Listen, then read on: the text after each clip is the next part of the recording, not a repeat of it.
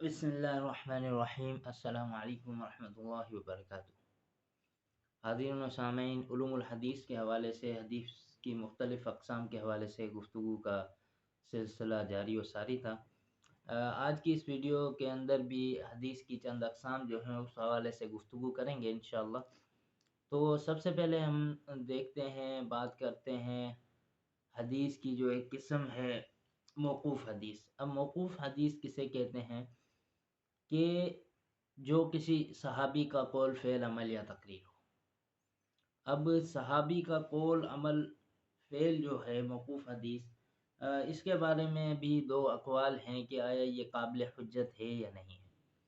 تو اکثر ائمہ کے نزدیک قول صحابی جو ہے اور صحابی کا جو قول وغیرہ ہے جسے ہم موقوف حدیث کہتے ہیں، وہ قابل حجت بھی ہے اور احکام میں مسائل کے اندر اس کا استعمال دلیل کے طور پر بھی کیا جا سکتا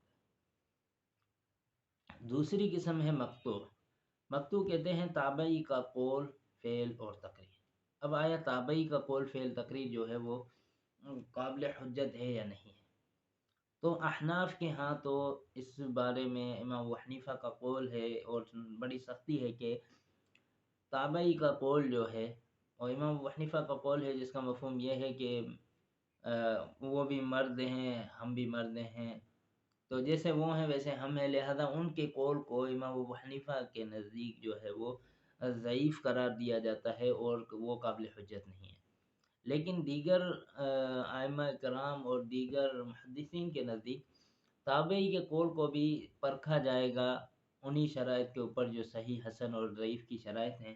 اگر ان کے سند اور متون کی کیفیت صحیح والی ہوگی تو وہ صحیح ہے، اگر حسن والی ہوگی تو وہ حسن ہے، اور اگر ضعیف والی ہوگی تو وہ ضعیف ہوں گے۔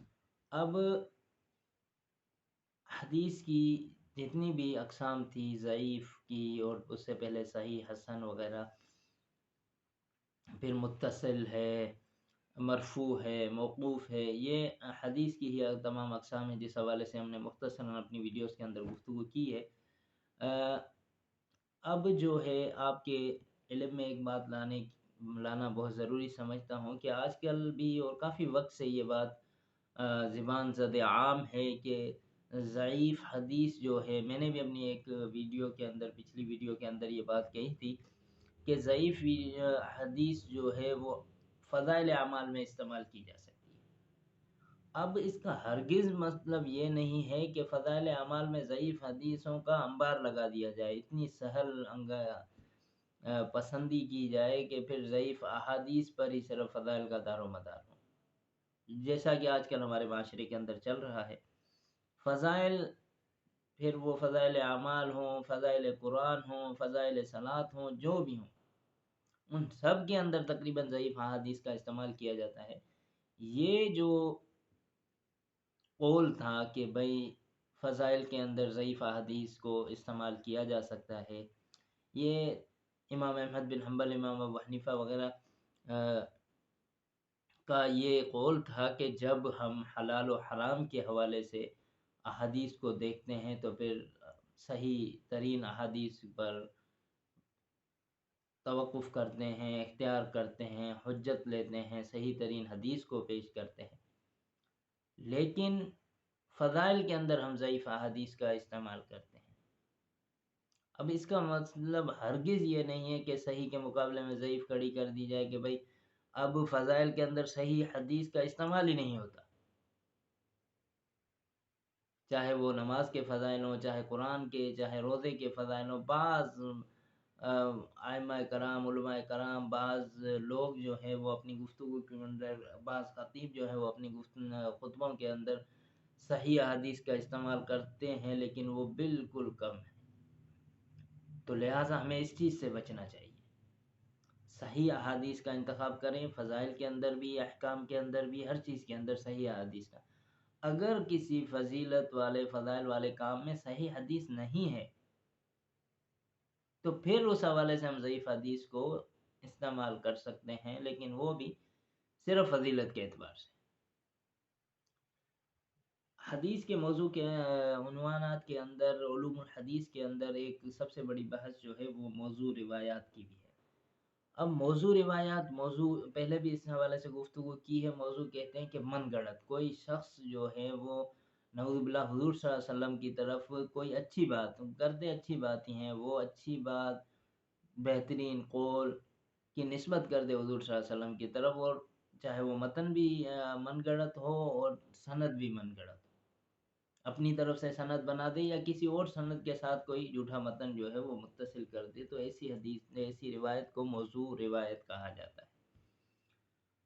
अब पता कैसे चले कि ये रिवायत मौजू हैं, तो इसके 5 उसूल हैं जो उलूमुल हदीस के अंदर बयान किए गए हैं। कि सबसे पहले तो ये है कि वो जो वज़ा करने वाला है, ऐसी रिवायत बयान करने वाला है या बनाने वाला है, वो खुद एतराफ़ कर ले कि हाँ भाई मैंने किया।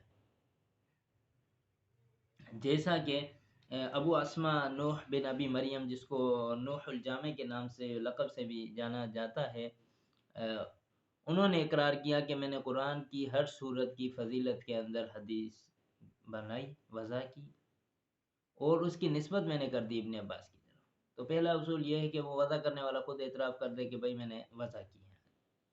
दूसरा ये है कि उस रिवायत के अंदर, उसकी माना के अंदर नुक्स और ऐब हों, पता चलते हो कि नहव के और इनके ख़िलाफ़ और लुग़त का इस्तेमाल उसमें गलत हो, तो ऐसी रिवायात भी जो हैं वो मौजू होती हैं। ये मौजू को जानने के कुछ उसूल हैं।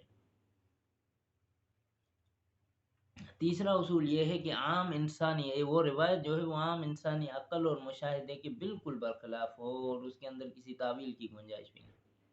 और तीसरा ये है कि किसी मामूली काम, चौथा ये है कि किसी मामूली काम पर बेशुमार सवाब का बताना और किसी छोटी सी मामूली सी गलती पर सख्त तरीन वईद का बताना। और पांचवा उसूल ये है कि वाज़े करने वाला जो है वो बेदीन झूठा शख्स हो। तो ये तमाम जो हैं मौजू अहादीस, मौजू रिवायात के हवाले से गुफ्तगू थी। हमें मौजू रिवायात से बचने की कोशिश करनी चाहिए और इनकी छानबीन करना भी हमारे लिए ज़रूरी है कि हम देखें, हमें जो भी आजकल जो है मैसेजेस के अंदर, स्टेटस के अंदर, सोशल मीडिया के ऊपर जो चीज़ें मिलती हैं कि भाई हुज़ूर सल्लल्लाहु अलैहि वसल्लम ने इस तरह फरमाया, हज़रत अली की तरफ मंसूब होती हैं, दीगर सहाबा की तरफ मंसूब होती हैं, तो उसकी छानबीन तहकीक करें कि आया ये सच में है भी सही या ऐसे ही किसी ने वज़ा कर दी। अगर तहकीक करने से साबित हो जाए कि हाँ ये वाक़ई कोई हदीस है, ये सहाबी का वाक़ई कोई कौल है, तो फिर उसको आगे फॉरवर्ड करें, शेयर करें। अगर तो वो नहीं है तो फिर उसको ना शेयर करें, और जिसने आप तक पहुँचाई है उसको ताकीद करें कि भाई ये गलत चीज़ है, इसको यहाँ पर रोकें।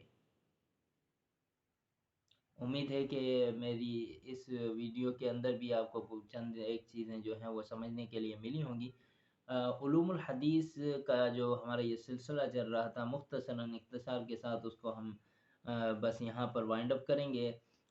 इंशाअल्लाह कल एक नए सब्जेक्ट के साथ आपके सामने हाज़िर होंगे, उस सब्जेक्ट की आउटलाइन आपके सामने पेश करेंगे इंशाअल्लाह कि क्या-क्या चीज़ें उस सब्जेक्ट के अंदर हम पढ़ेंगे और आपके सामने पेश करेंगे। तो अगर मेरे चैनल को आपने अब तक सब्सक्राइब नहीं किया तो बराए करम इसको सब्सक्राइब करें, और कमेंट सेक्शन में अपनी आरा का इज़हार ज़रूर करें ताकि वीडियोस के अंदर अगर कोई गलती कोताही हो तो उसकी इस्लाह की जा सके। अस्सलाम वालेकुम व रहमतुल्लाहि व बरकातहू।